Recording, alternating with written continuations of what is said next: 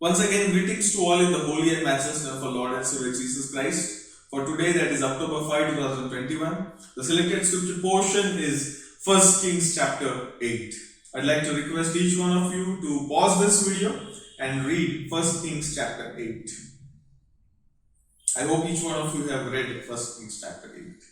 Now, the dedication of the temple in Jerusalem and Solomon's prayer on that occasion mentioned in 1 Kings chapter 8 overflow with links that reach both backward and forward along the line of the redemptive history.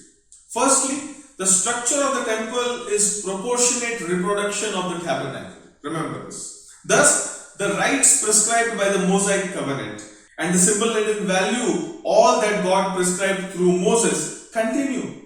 The altar, the table for the bread of consecration, the most holy place, the two cherubim over the ark of the covenant, and so on. Secondly, we see here that most spectacularly, after the ark of the covenant has been transported to its new resting place and the priests withdraw, the glory of the Lord manifested in some sort of cloud that signaled the Lord's presence in the tabernacle fills the temple. Not only does God approve the temple, but a new step has been taken in God's unfolding purpose. While the symbolism of the tabernacle is retained in the temple, no longer is the edifice something mobile. The wandering years and even the uncertain years of Judges are over. Now God's presence manifested in the solid building is tied to one location, that is Jerusalem.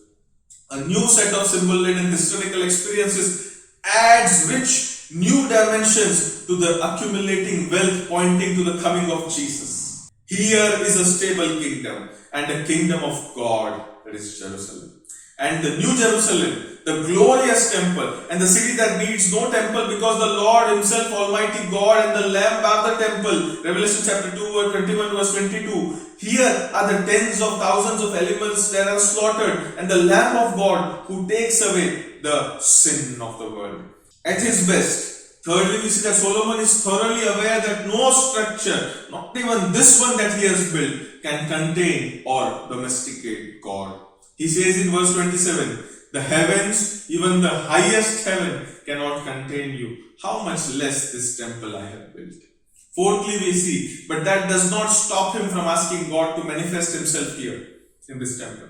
Above all, Solomon knows that what the people will need most is forgiveness. So in wide-ranging and precedent descriptions of experiences the people will pass through, Solomon repeats some variations of the refrain. Hear from heaven your dwelling place, and when you hear, forgive. Verse 30 and following. That is exactly right. Hear from heaven, even if the eyes of the people are towards the temple, and please forgive. Fifthly and lastly, we see Solomon's forward glance includes the dreadful possibility of exile, verses 46 to 51, followed by a rescue and release. Further, while Solomon urges fidelity of the people, 56 to 61, he also echoes a prominent point in the whole Abrahamic covenant, chapter 12, verse 3, Genesis chapter 12, verse 3. Israel must be faithful so that all the peoples of the earth may know that the Lord is God and there is no other. 8 verse 16.